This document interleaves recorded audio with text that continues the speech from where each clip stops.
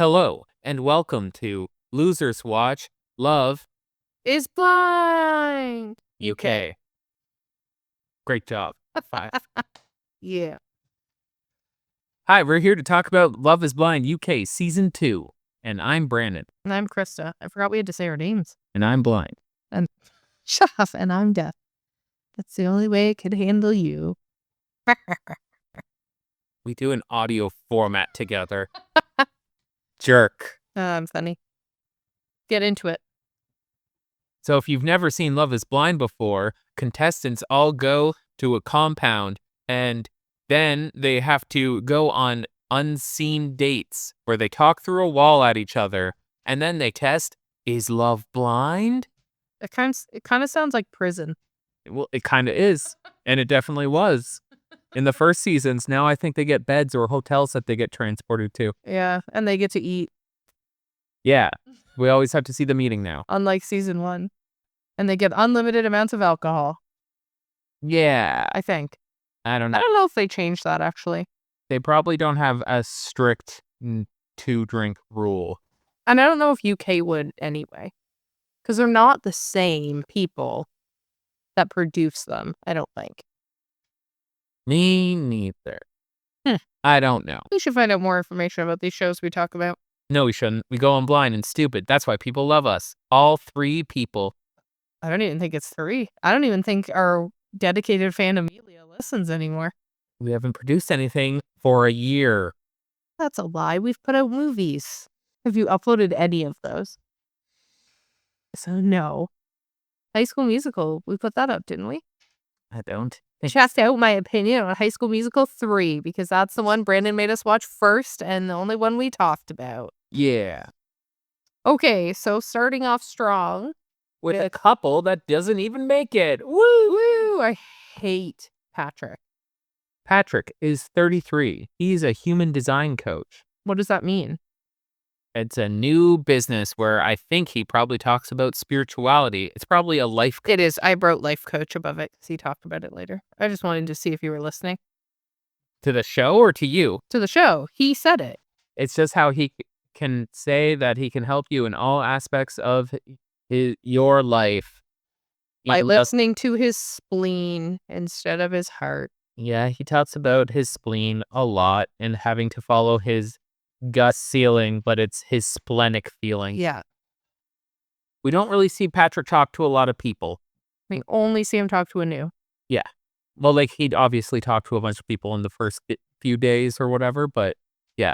I believe we do see a lot of behind-the-scenes girl talk about how Patrick is weird and not for them. Yes, because he follows his spleen and everybody thinks he's weird because that's like the first thing he opens with. Because it's what makes him unique. Sure. So Anu. 29. Singer. That's what I got from her intro. And she's Christian and prays, so that's where she lost me. They get along because Anu is religious and Patrick is spiritual, and they're trying to fit into each other's little box for that. Those are 2 different things. Yes. But he said that he grew up Christian. Yes. So he has that kind of history. Yes. And though they are different things and are definitely different here, they overlap. So someone who isn't into spirituality and is atheist will not like either of them. Yes, fair. I don't know if my problem is do they actually make sense together, or were they just the 2 that, like, she's the only person that wanted to talk to him but his spleen, and he was the only one that was into her religion. Like, that's what I hate about the show is I want to see if they talk to more than just that person.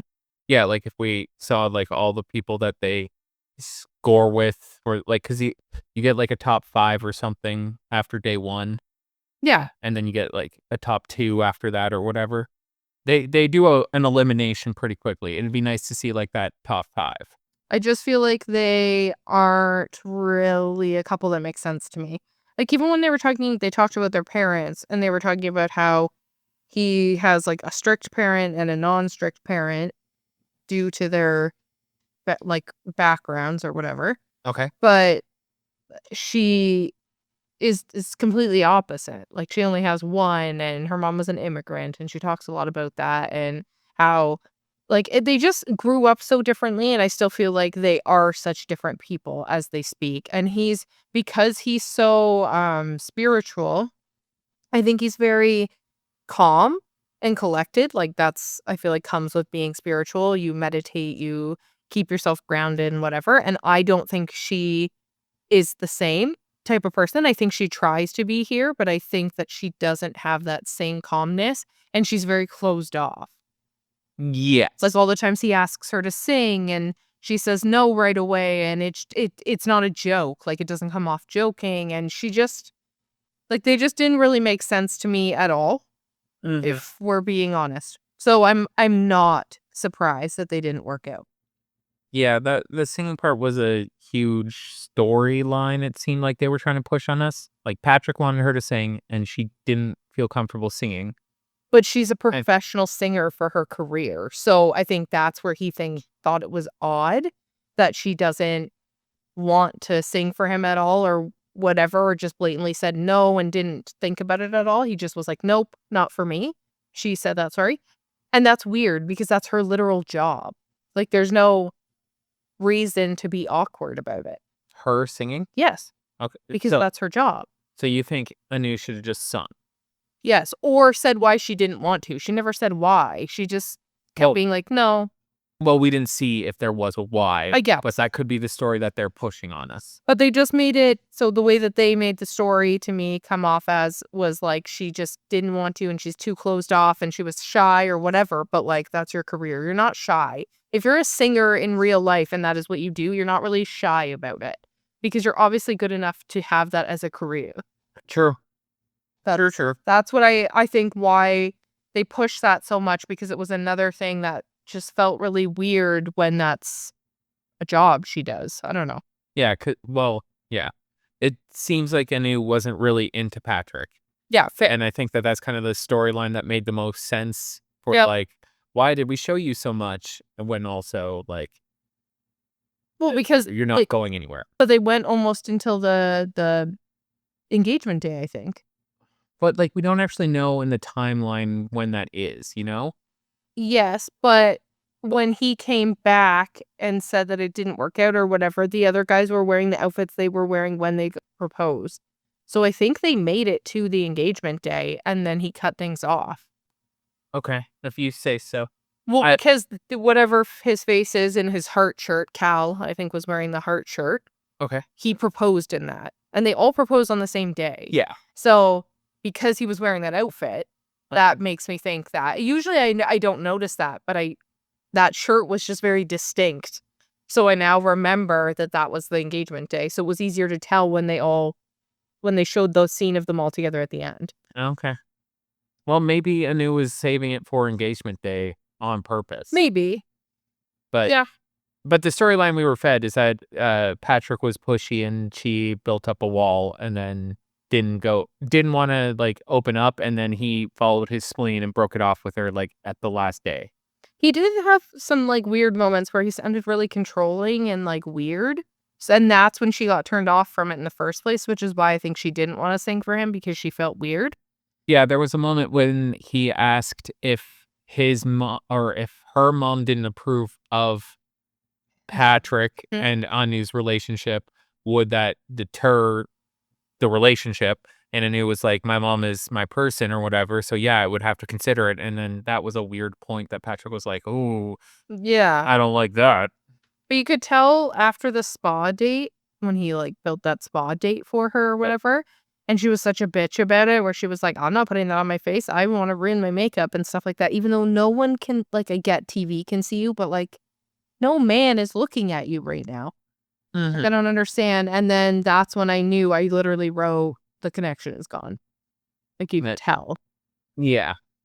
So, Patrick did a quote unquote "spa date" idea and, like, got them little, baggy eye patch things and a mask and stuff, and they were supposed to do it together and relax, but she didn't wanna do it. No, so he did it alone. But he wore it. He did. He did put it all on. Yep, So good for him there. and she did not. So that's when it was over right away. Okay, are we done with them They're then? done with them. Okay, Very boring. well, a little less boring with the not show news. Patrick apparently had a child while filming this. Like, he already had a child at the time they filmed, or I think his girlfriend that he had a baby while he was filming. woman he had been with had baby during the time of filming. Jesus. Or right around that time. And apparently he didn't tell anyone on the show about that situation. So he was hiding that. His spleen just knew not to tell anyone about his baby. Also, I did see it somewhere, so this isn't my joke, but following your spleen is stupid because you can live without a spleen. And it's literally one of the things you can remove and be fine with. True. This is why you follow your heart, the thing you can't live without. It's just a stupid thing to say anyway. Like, you don't feel the difference. It's the same as your gut. It is the same feeling. It's not like you even feel something in your gut. That's just a saying, but it's like a bad juju feeling that you have. Well, he feels it specifically in that tiny organ attached to your intestines called the spleen. Well, he's a fucking idiot. And I'm kind of glad we never have to watch him again on the show because he's an idiot. He'll be on the show, though. We saw it. Yes, but it's not going to be like the entire time. Spoilers, we've only seen episodes 1 to 4. Not really a spoiler. 5 to 8 is already it. Yeah, I know. But by the time this comes out, the whole season will be over. so it doesn't matter. Okay, moving on to Ashley and Billy.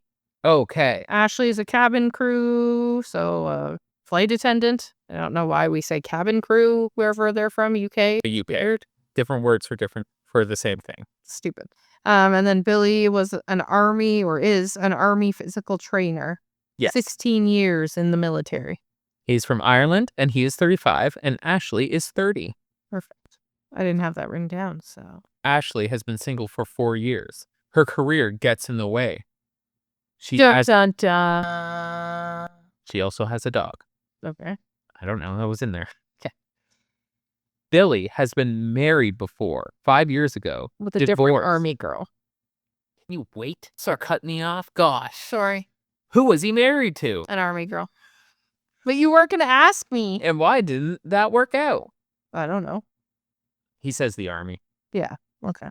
And I just know he doesn't want to get divorced again, is what he's saying. He wants to now marry for life. Like a penguin. He wants to mate for life.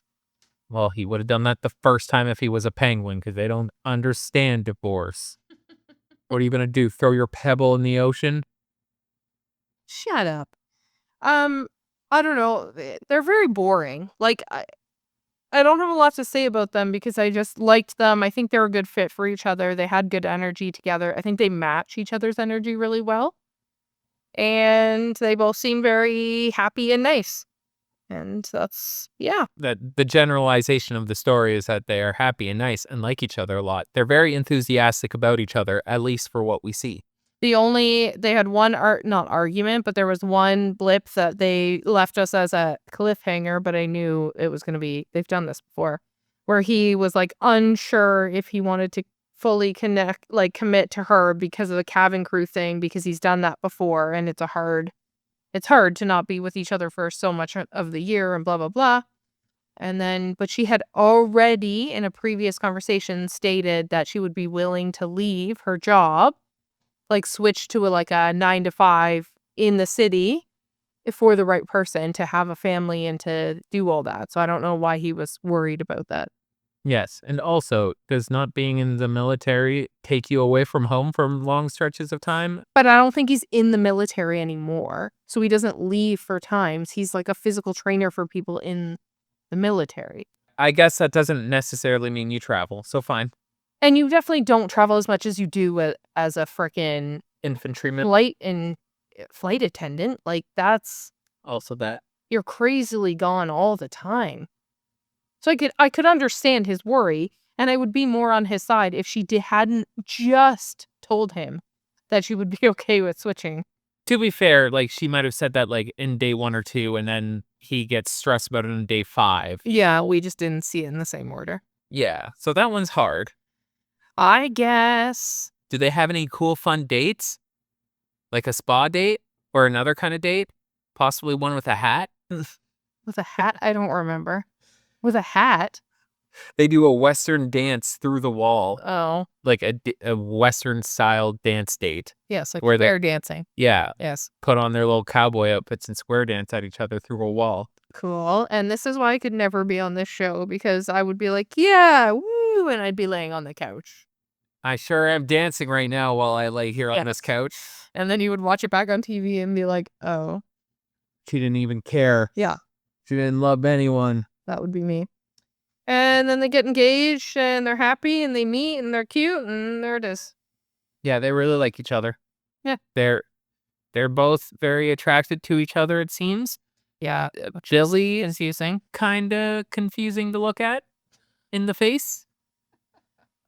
He's got a lot. He's aged very. He's aged a lot, it seems, Yeah. in the face. Physically, he looks great. Yeah. He's not like ugly. He's just odd. He looks very. And I mean this in the nicest way. He looks very old for his 35. Yes, he does. Like, we do not look the same age as that man at all, which is crazy. That's because I'm fat. But also, we weren't in the military and Haven't seen some shit. yeah, like we weren't traumatized for 15 years. And then I also think he kind of looks like a serial killer every once in a while. Oh no, that's Billy. Sorry, this is Billy. That's Cal. Cal looks like the serial killer. Taking it back. Take it back. Sucking it back in. I think he tells her how beautiful she is 800 times when they meet. So that's nice. And she says she likes his legs. Yes, that comes up later. But We'll talk about his sexy legs. We'll talk about the trip later. She said she was looking for someone with sexy legs, though, before she met Billy. Weird. They also had a weird time when they talked about the tattoos that he has, and that he has a tattoo where I haven't met you yet, and he wants to put the person he's going to marry's name there. It's not weird. It's a Michael Bublé song. Still haven't met you yet.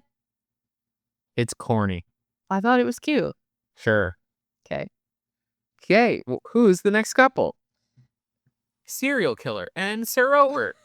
He's so nice. Cal is great. Is a very nice person. It's just when they met, his eyes look like they're like popping out of his head. So he just looks a little scary. But he's super sweet and way too ripped. We don't know that yet because we're not talking about the vacation time. Okay, well, he's very ripped. He's got bad hair. Yeah, it's the little micro bangs. I think that's what you're right. That is what makes it awful. Yeah, it's the stare that he gives. No offense, Cal. Sorry, I know you'll never see this, hear this, but it's the weird staring, not quite blank stare, but like beady little eye stare and the micro bangs. Yeah. And hopefully he's learned and changed his haircut by now. Yeah, hopefully. So anyways, Sarah. Oh, you're ripped. Sarah Ofer, 29, medical company co-owner. She's an Indian girl and has only dated other Indian men. And she likes working out, which is perfect for Cal, 32, gym owner. Yeah. They can work out together. He is a co-owner of a gym. He's a mommy's boy. He's been single for a year. He has 2 older brothers and 2 younger sisters, so a huge family. He's actually a granny's boy, not a mama's boy. Might be. And he is Persian? No, Pakistan. Pakistan, that's it. He's Pakistani That and is right. she's Indian, and that's an issue. Yes. Well, it could be an issue. It probably will be an issue later. But he thinks that her parents are not going to be okay with it. Yeah. Jumping ahead to that, they do eventually talk about it. Mhm. And she says that her parents are accepting of that, and hopefully it will work out. But they just want her to be happy in life. They aren't going to be upset that he's not Indian. And she does specifically say she wants an Indian Zac Efron, and this guy is ripped like Zac Efron. True.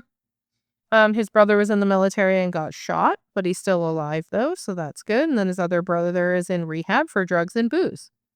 Oh.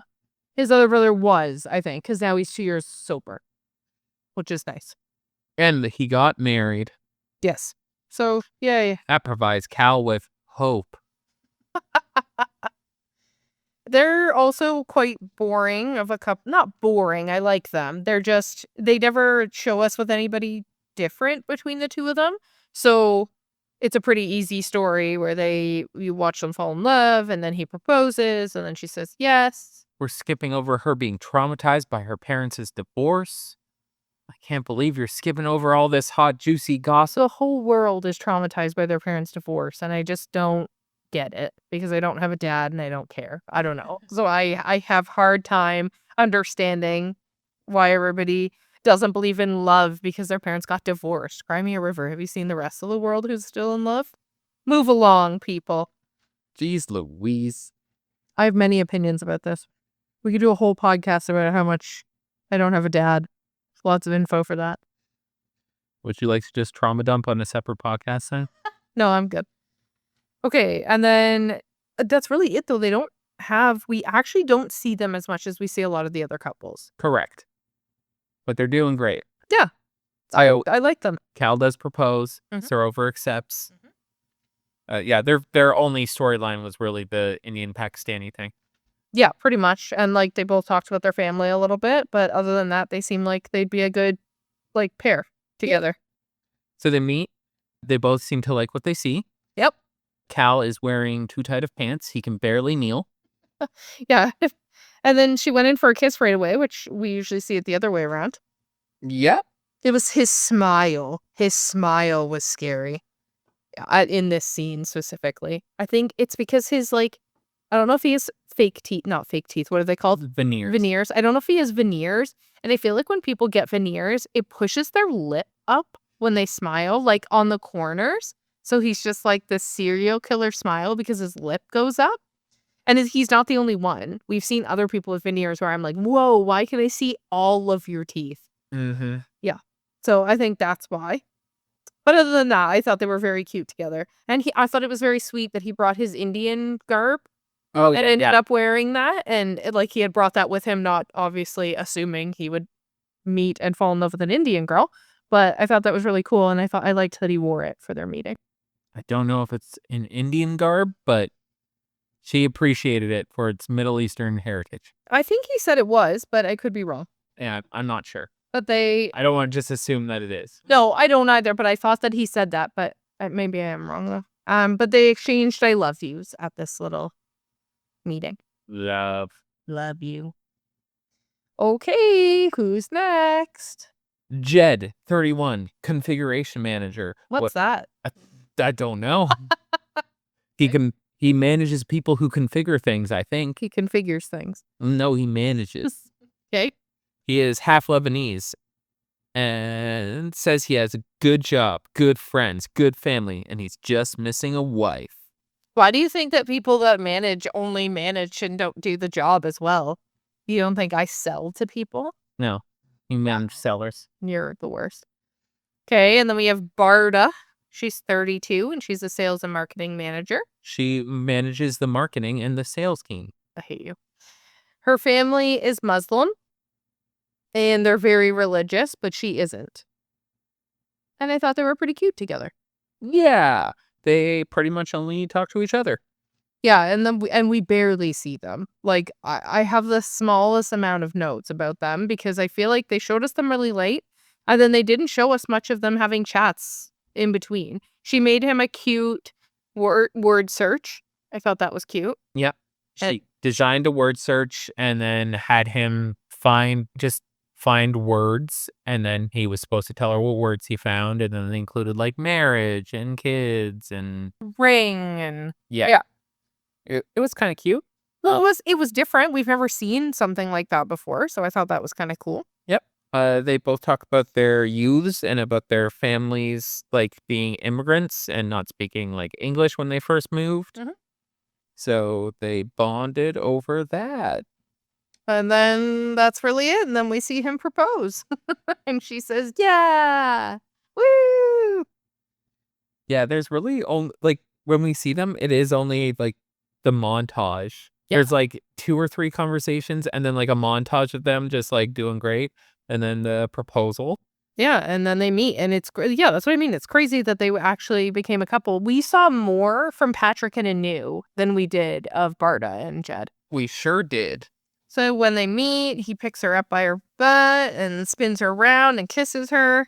And then he proposes again. And that was all I really wrote down about them because they're cute. I feel like they suit well.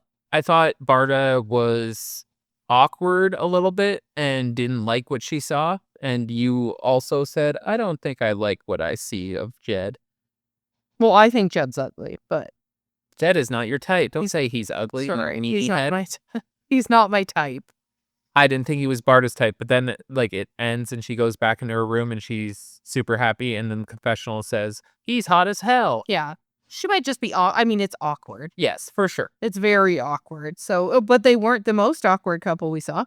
They weren't? No. What? I don't remember which one it was, but I remember saying this was the most awkward one. To be determined, I guess. Sound like you laughing to yourself. Rude. Okay, next couple. Now that we are done, the one couple that didn't make it, and then the 3 boring couples that only have each other. Let's get into the messy stuff. I don't think any of them, except for whatever her name is, with Demola. Katisha. Anyway, do you want to do them or do you want to do the other, the first one? You're gesturing at me and I understand. Sophie, Kieran, and Megan. Meg. All right. Okay, let's do that. Sophie, 28, senior commercial manager. She's a bitch and knows it. That was my first note about her. She treats first dates as interviews and is aware she's single because of herself. She would like 2 kids, 3 max. She's too picky is also her other problem.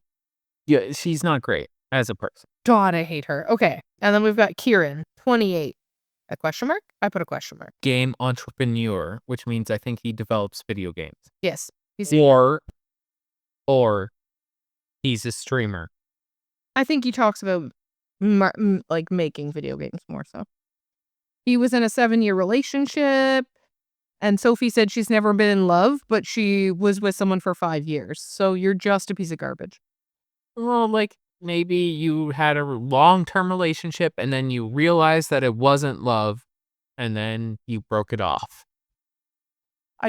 Maybe when you started the relationship, you thought this is what love is, and then you realized it isn't what love is, and then you break it off. There are not pieces of shit reason that this could be the case. Maybe her heart is encased in ice, and she's never been in love because she can't access her heart, and that is more of what I think is happening here. Maybe. So she's the worst. She wants kids. She said she's sold on Kieran like the first day, and I hate her. Tell us how you really feel. And that's how I feel. We also see Megan, 28, a dancer and fitness instructor. She works on a cruise ship, and she dances and teaches. She used to work on a cruise ship. She doesn't now? No. Oh, what does she do now? She's a dancer and a fitness instructor, but she no longer works on the cruise ship. She said she was working on one before. Maybe she quit just for the Love is Blind. We've Maybe. seen that before. Maybe, but it's not like you live on the cruise ship all the time. Like sometimes people go for a year or 2 and then they come back and they're done now. Yeah, but that would be like a bad thing for relationships, and maybe that's why she's not in one. Maybe, or maybe she's done that and now is open to love. She wants kids, 1 ideally. She said that she'd like to adopt and he said that he was open to adoption. I thought that was nice. Yeah. He said he's never thought about it, but he would be open to it. I like people who want to adopt and help humans instead of procreating more. Yeah. And making more humans than necessary. Kieran is in touch with his family, and he works with his brother to make or stream video games, whatever he does.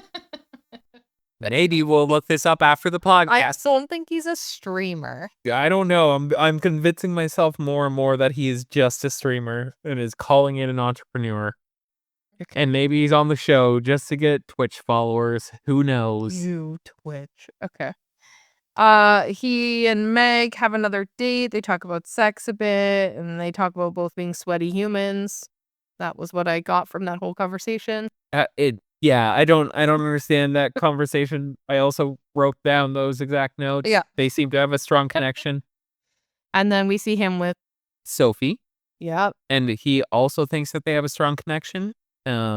Sophie's afraid of being in love and being rejected, so she always holds at least a little bit of herself back, so that way she can tell herself they didn't just know you, the whole you, so you can't actually be rejected. But she actually holds everything back. Everything he asks her, she does not answer. Yeah. She has an avoidance issue.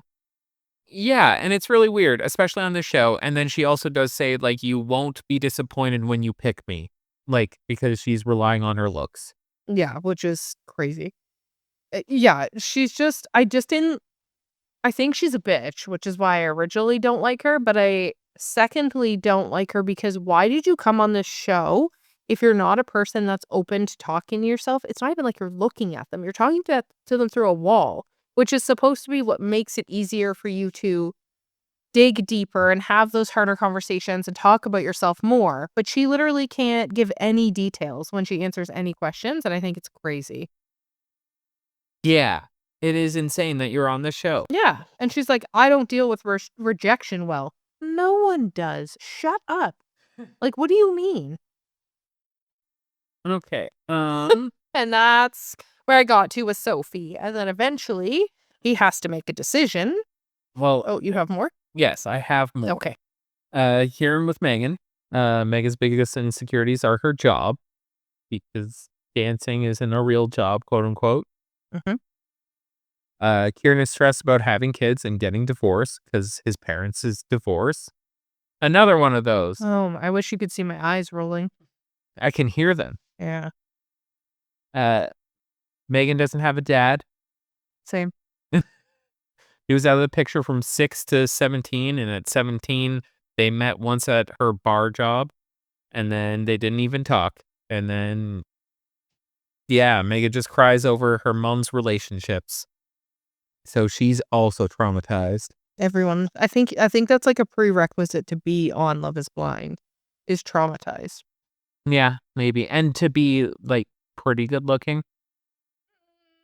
Like, no one on Love is Blind, despite being the show where love is supposed to conquer blindness, are like uggos or fatsies. Well, that's because we saw one fat girl like 2 seasons ago and no one picked her and it was sad. Oh, that's sad. That wasn't 2 seasons ago. That would have been like season 2, but No. because I've seen every season of English speaking Love is Blind from 3 on. I feel like the people in UK are less good looking though than the people in US because there's less stigma around getting famous in the UK, I think. I think fame isn't the same as it is in America. We've talked about this before. But I think that the people who go on the American ones now are just looking to get famous in some way or build It's their following on TikTok and all of that. So I think that now as the seasons get like progress, the people are getting more and more good looking or more and more fit or like there's a purpose. Whereas the UK, I don't think is as tainted that by becoming TikTok famous and all of that from these things. I still don't think anyone is n like objectively ugly, you know? Yeah, Like all like Cal's bangs really like don't do it for me though. well, yeah, but like not enough. Come on. Yeah, no, that's fine. I get what you're saying. Like, I think the show really does have, like, its own little standards of beauty that it is going to follow because it wants you to enjoy looking at the TV, you Oh know? yeah, do you want to watch a show about uggos? Oh, I don't know, I feel bad calling them uggos now. N No, but like a TV show does better, like not a reality, like a regular TV show does better when you have why do you think every woman in the world watches Supernatural? Yeah, But do you know what I mean? Like if you put somebody else, if we put that ugly guy who plays it and everybody's going to come for me because the world thinks he's good looking and I disagree. Skarsgård. Yeah, I don't want to look at that man for 15 seasons of a show Way to age yourself first, because I don't know who that is. and because he thinks every woman in the world's watched Supernatural. Fine. You're old. Fine. But I'm not wrong. People like looking at good-looking people. I Yes. get it, and I like to make fun of ugly people, but Oh, that's so sad because those are the 2 choices you have, yeah, and Love is Blind is luckily, quote unquote, going into the you wanna see good-looking people fall in love versus making fun of ugly people. yeah. Now I feel sad about the world. Anyway, I hate Sophie. That was my next note again. Kieran is getting deep with Megan, but hasn't gone through with Sophie. That's one of his dilemmas. And then she pretends that she's opening up a little bit, but she's not. Yeah. And I wrote that he's so excited when he comes in, though. He's always like, Soph? Like, he's just like an excitable human being. Yeah, maybe. Or maybe like it's not showing the sides of Sophie that actually are getting deep and making him excited, and they just want to color her in a certain way. Maybe. I don't mean it like that, though. Like, he's like that with whenever he walks into a room with anyone. The guys, Megan, Sophie, like, he's just a very over-the-top excited human being. He just seems happy. What is What's that? happiness? But this is where the drama really begins. So Kieran gives Meg a Japanese ornament to give good fortune. Hold on. I do want to point this out. Okay. Unless I'm totally wrong with my notes, Sophie wants to travel to Japan. And I think that this is where part of the drama is. They have a conversation where Sophie wants to go to Japan. Oh. And Kieran's like, yeah, let's do that. And then the thing you're talking about happens. I just feel like everything she said was superficial. So I feel like I didn't write a lot because I just think everything she talked about was so surface level that it wasn't important, but maybe you're right. So he gives her a good luck ornament for good fortune and says he's making the right choice by putting all the cards on the table with Meg. So that was nice. But then Meg comes in to the girls' lounge or whatever after and talks about that he gave her a gift. And I don't think she was being a huge asshole, but everybody just was so excited about it. Hold on. Yeah. So it's a Japanese good luck ornament that he sprayed with his cologne. Yes. I forgot that matters because it shouldn't. But it matters in this show because you can't see them. Well, but to me, I don't think she came in and started like screaming about it. I think everybody else started asking her about it and got excited. And then that's when the screaming began. Yeah. And also, I don't know if Megan knows about Sophie? Yeah. Yeah. At this point, I don't think she did. I think Sophie knows that Megan's talking to Kieran, but I don't know if it's both ways. Yeah. But then eventually Soph starts talking to Meg about it and how like she was just really awkward with her about the whole thing and then was like, well, he's saying the same thing to both of us, which we never saw. Correct. Like that has happened in this show in the past, but I don't think that's true. I think he had a good connection with both of them and he shared his own life with both of them. A good and different connection. Yes, but I don't think he was sitting there being like, I'm going to pick you. I'm also going to pick you. And like, I don't think he did that.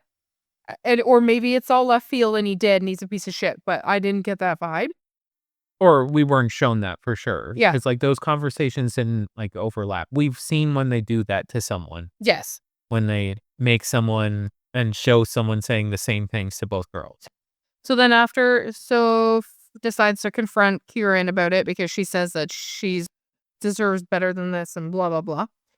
And confronts about the gift. And he says that he has a strong connection elsewhere. And she was like, I bring a lot to the table. Well, good for you. Not this table. So move along. So yeah, Sophie breaks it off with Kieran. Although like we don't know Kieran's intentions at this point because it seemed a lot like he was just putting it all on for Megan. Yeah. And that's at least what the story's telling us. So like as far as we knew, Kieran was also walking into that room to break up with Sophie. But which I mean he did though right away. As soon as she confronted him, because that was the first thing she did, he was like, I have a better connection with someone else. Yeah, like he apologized for upsetting her and he didn't mean to do that. And yeah. And a lot of this is timing and stuff too, because you don't know who you're going in with sometimes. And then you might be planning to break up with Sophie first, but then you're in a conversation with Megan for 4 hours. Yeah. And then you end up giving her the gift. Like all these things are mechanics of the show. I just didn't like her saying that she brings a lot to the table when like, how's he supposed to know that? Correct. You didn't talk at all during this. And then she talked about some bullshit about how she really learned to be vulnerable in here and that she learned so much from this and she's going to be more open with people. Like, I just don't believe you because you barely did it here. Well, maybe she learned that she lost the prize of Kieran because she wasn't open and vulnerable enough and she learned her lesson and she's going to be better from now on. She's going to be alone forever. Except I take it back because Yeah. if Jessica from season 1 is married with gonna have a kid or whatever, anyone can fall in love. Anyways, so he picks Meg, essentially is what we say, and yeah. Or he's forced to pick Meg because Sophie left. Well, she's a bitch. So he tells Meg he only wants to do this with her, and then he proposes to her, and I like that they both wore jeans and they weren't all dressed up. I thought it was cute.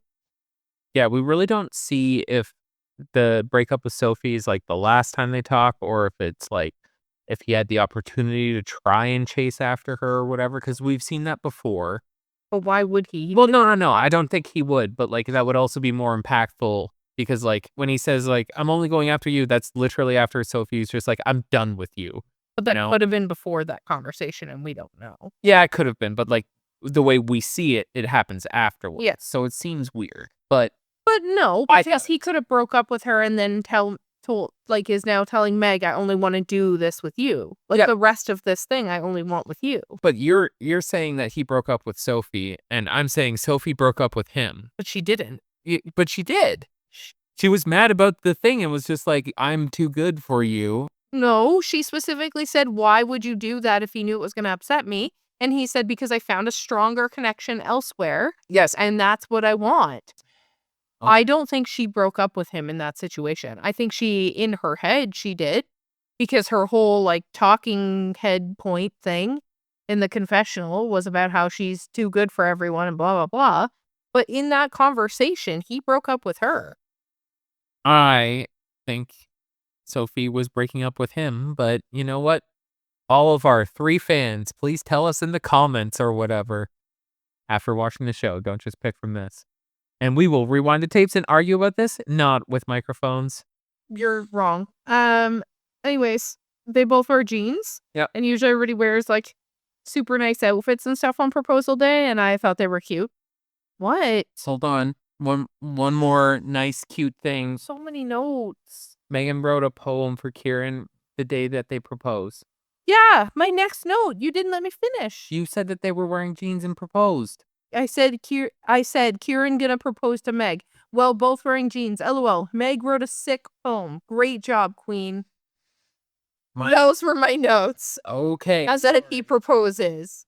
You just didn't let me finish my thought. And then he says he loves her. Yeah. And then proposes. Yeah. And then they're going to meet.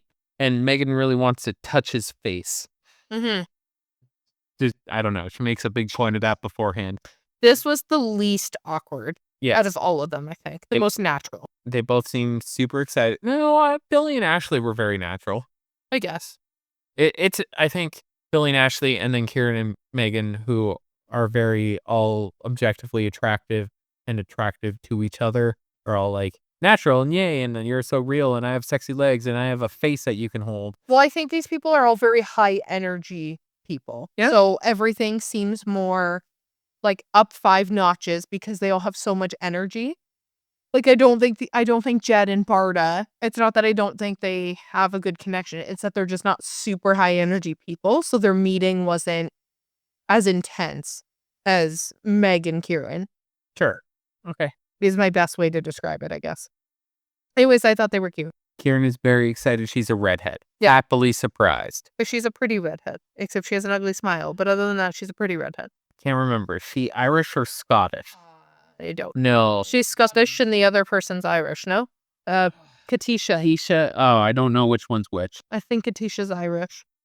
For the way she talks, she sounds very Irish. She sounds like Mara Higgins, and she is Irish. I don't think either you would know which one's Irish and which one's Scottish if you heard the two of them together. Not to say you're an uncultured swine. I just think she sounds like Mara, and Mora's Irish, so I'm comparing it to that. And I don't think the other one sounds like Mara, which would be Meg. I feel like I wrote it down in my notes, so we'll see eventually. Ha ha ha! Anyway, they were cute. I liked them together. But last couple. Okay, last couple. But is it a couple? But Well, it's a shitty triangle. I don't like these people, so get on with it. Okay, so in episode 2, we meet this next group of people. Javen. How do you say it? Not Javen. Javen. Yeah, it's like Javen or Javen. yeah. We gotta emphasis it right there. My first note. We know a human who was named Javen. I know, so it's gonna be hard. And so I apologize, Javen. My first note. Douche fuckboy. I don't need to compete for women. KK, bro. Yeah, yeah. That's my note. We don't think Javen is here for the right reasons. Yeah. He seems like he's from America. He's a douchebag. He's 28. He's a health coach. He's a self-proclaimed charmer and can date multiple women at a time, so this won't be a problem for him, he says. Douchebag. Yes, he was at Crystal Palace from 8 to 18, and then he had knee surgery and couldn't play any further, and then he became a fitness trainer. Wow, you really liked him. Well, it was his whole intro, and it explained like why he thinks he's God's gift to women is because he was a football player. I wrote none of that down. Katisha didn't write an age because I don't remember. It skipped past her age very quickly. I also don't have that. So she's a nanny, and she also does makeup for brides, for bridal parties. So that's kind of cool. Oh, I did write he's a fitness coach, and he was a fitness player. Got it. A fitness player? A football player. I actually think I wrote foot bath because I was writing so quick. Katisha is the youngest of 7. She had an ex that broke up with her because she was cheated on. Or who broke up with her and cheated on her, whatever. So that's big issues with relationships. She wants 2 to 3 kids, and she is Scottish. I just want to point. Hold on. Oh, she's Scottish. She's the Scottish one, which makes Megan the Irish one stereotype. Okay. She is the ginger. We should have known that she would be the Irish one. She's like, what's her name from Brave? Anyway, culturally insensitive. Continue on, Meredith. On. What I was gonna say, I don't remember now. About Katisha? Yeah, but I don't remember now. Damn it. Okay. So we meet Demola. 31, financial analyst. Tall. Says he doesn't date much. He's waiting for his soulmate. He's from Romford, and he is also Nigerian heritage. Tall. He is tall. And he's a very nice person. He is so sweet. Yes. I hope he is one of the nicest people on this show. Yeah. And his real soulmate is Cal. Oh, he is so nice. Oh, damn it. I wish I could remember what I was going to tell you about Katisha. But my problem right now is because when we were watching this, whatever, yesterday, you showed me the picture of Nicole from whatever other season of Love is Blind that we watched with the guy with the long hair in the last season. Benai? Yes. So now when I think of Katisha, I'm picturing Nicole in my head, and I can't remember what Katisha looks like anymore. And that's a problem. It's a good thing that this is an audio medium and you don't need to worry about it. True. So we see a little bit of them. Demola writes a song and for Katisha. Mm-hmm. He talks about his family with her. About how he loves love. Yeah, Katisha is close to her mom and she travels for work a lot. And then... Oh, I remember. You remember? So you were saying that her trauma was being cheated on. Yeah. And you made it sound like it wasn't as important. But I think being cheated on is far more traumatic than my parents divorcing. As a trauma background, I think cheating is much worse. You don't? Who gives a fuck if your parents got divorced? We're not having this debate when we're already almost an hour into this podcast. I just think it's crazy that you somehow think your parents getting divorced is more traumatic than your partner cheating on you. I think that when you are a child and your parents get divorced and that is what you emulate love off of, you wouldn't know this because you didn't have a father to know what that was. 90% of these people are not children. 100% of these people were children.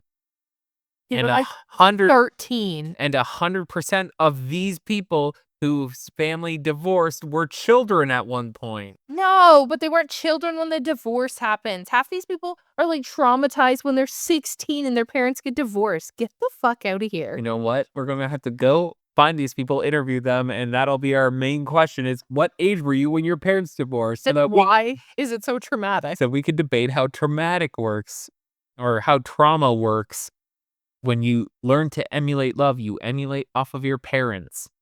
Well, I still think So that's why divorce is so traumatizing to the youths. cheating is worse. Cheating is still worse. Anyway, Damola and Katisha they talk about having a date jar at home. Damola gives flowers to Katisha. And then she doesn't know what to do about Damola because she also has feelings with Javin. And she cries about it with Barda in the girls' room. She is very, very torn the whole way through. That is a big part of her storyline. Which is confusing because he doesn't give a fuck about anything. Yeah, and Zaman doesn't care. He's so chill. She's like, what if I don't pick you? And he's like, oh, well, life moves on. Like, he's just a piece of shit. We actually don't see a super amount of Javin. I don't think. No, we don't. And every time we do, he just doesn't care. Yeah. Like, it's very stupid. And Damola's so sweet. He gets her sangria and snacks, her first date, and all this. Like, he tries and he does all these things and he opens up about why he cares about her and that he does care about her. And Javin says nothing ever until the last day. Yeah. It's bruh. So my next note is, so it was Damola and Katisha, and then they had that nice time, and then she gets all confused and cries to Barda. And then my next note is Javin and Katisha. She thinks Javin is holding back and is playing it cool, and then she leaves and doesn't know what to do. And then he gives her flowers and goes on about how anxious he's been waiting for her and blah, blah, blah. And just all this crap. Like he just keeps going and going. My note is a page long about this conversation. About him saying stuff to her. About Javin? Yes. He says the other connection was, she says that the other connection was stronger and that she doesn't want him to be hurt. Hold on. I think this is the breakup conversation. Yes. Okay. So before that, hold on. Okay. So before that, Damola and Katisha have a date day, and Damola explains that he's a nice guy. She deserves a nice guy. I think someone at one point says you only get the love you think you deserve. I think that's a theme with her or something. Mm-hmm. She deserves a good guy. And then he says he could fall in love with her, all this nice stuff. So Katisha leaves, goes to the girls, and it's just Damola's my guy. Well, she told Damola she's going to end her other connection. Yes. Yes. Yeah, that too. So she's all pumped up for that. Then what happens next? So then he brings her flowers and says he's anxious and was waiting all day. Hold on. Who does that? Javin. And then she says that she doesn't want to hurt him and says he'll be all right. He says he'll be all right, and he doesn't have much to say. Says he thought his intentions were clear the whole time. Pardon me? They were not, but okay. And then basically he says that he's enjoyed this, and then he casually says she broke his heart. Mm-hmm. Which, what? You don't even have one to break. You've given nothing this whole time. Okay. It's crazy. Hold on. Yep. Can I interject a little bit? So at the start of this, from what we see, Katisha goes into the room with Javin, and she breaks it off with him immediately. Mm-hmm.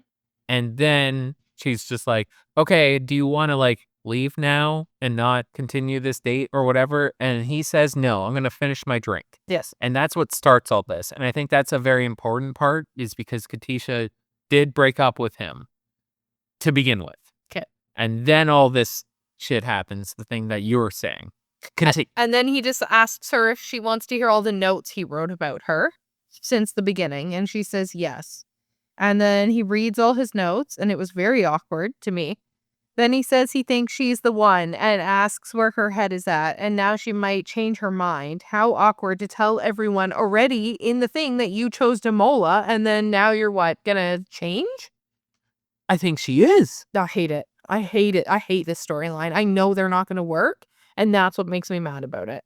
Because he is not here to get married to you. He's just not.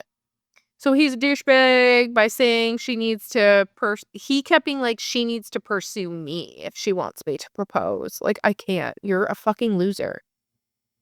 I hate him. And I hate that she chooses him. We don't know that because the next thing is a fun little drama bit where the show is showing us Javan and Damola both getting ready to go to a date with Katisha. They both walk in and it's doing it like simultaneously. So we don't know who's walking in on the date and what time it is or whatever. And I told you that if she goes to Damola first, she's breaking up with him. And then, whoops, guess where she ends up? With Damola. And she breaks up with him. Yeah. And then I wrote, you wrong pick, queen. Out. He's devastated. He does ask why she broke up with him. After just saying yesterday she picked him. Yes. That was part of it. Sorry. Yes. Like he's not like, why did you not pick me? He's like, you told me it was going to be me, so why isn't it me? And then she just has to figure it out with Javan, is what she says. Yeah, well, she says that the romantic connection wasn't always there with Damola. Okay. And he's sad because he says he was going to propose. Yeah, this is proposal day. And it's actually like crazy, the switch up. Like so late in the game is crazy because from our end, because we saw nothing of Javan. So it makes no sense to me. Yeah. So anyway, she tells Javan that she chose him and then he gets down on one knee and I don't like him and he gives me off vibes. So, and then she said yes. Yeah. So then we see that like Damola comes back to the guys' room. And I wrote that he's a rock star. And he is heartbroken. He comes in and like everyone, like Cal, we see a lot of Cal, his best friend, is very excited for him because everyone thought that like he was going in there to do the proposal. And then he comes back and is just like, no, she chose the other guy. So then when Javan comes back in and he tells everybody he proposed and she said yes. Yeah. And they all like are torn, I guess, in a way. Like they're excited for him, but sad at the same time for Damola. And then I recall at some point the two of them sit down together, like Damola and Javan, and they're talking about it. And he's just like, I guess she chose me. I really thought that I was going in there and she was going to tell me that it was over and that she chose you. But I guess it didn't go that way. And then he's the biggest rock star and says, we need to celebrate you properly. And then brings him over to the guys and then they toast to his engagement. And I thought that was so nice because you could tell how heartbroken he still was. Yeah. But he's such a good person that he doesn't want to take away from somebody else's moment. And that was very nice. Yeah. And like from what we see, it does seem like he's leading the charge in celebrating Javan's success. Yeah. And I thought that was nice because he's just so nice and sad all at the same time. Yeah. So Javan and Katisha go to meet. And Javan before this is in a confessional and says he's such a visual person and that'll really matter. And then she says, I hope he's tall. And then he's not. Yes. They see each other. They're awkward, but they do seem to like each other. Kind of. And she just says, oh my God, 50 times. Yes. Like that's all she says in this entire scene. Because he is an attractive guy, though. Oh. He's just a little short. I disagree, but he's not my type. Uh-huh. Well, he's not. Uh-huh. And neither is short baby bang Cal. I don't think anyone on this show is my type. Okay. I don't think gym bros are my type. And we'll leave it there, because I'm fat. That's not what I meant. Vacation Time, episode 4. My first note of the episode is Katisha had pressed the flowers that Javan got her at one point and put her in a book. And then he opens it up and like touches the flower and it just breaks. Yeah, it falls completely apart. And she was like, oh. Is that symbolism, audience? We haven't seen. Who knows? Oh, it's funny. Everybody seemed happy, though. Cal talks about that his type is blonde, blue-eyed girls, and Sarah over stressed because Ashley and Barda are both Cal's type. Yeah. And so that's like the only drama they have where and it's not even drama, she's just yeah, self-conscious. yeah, I don't know if this is gonna, like, be a thing that, Comes like, up. comes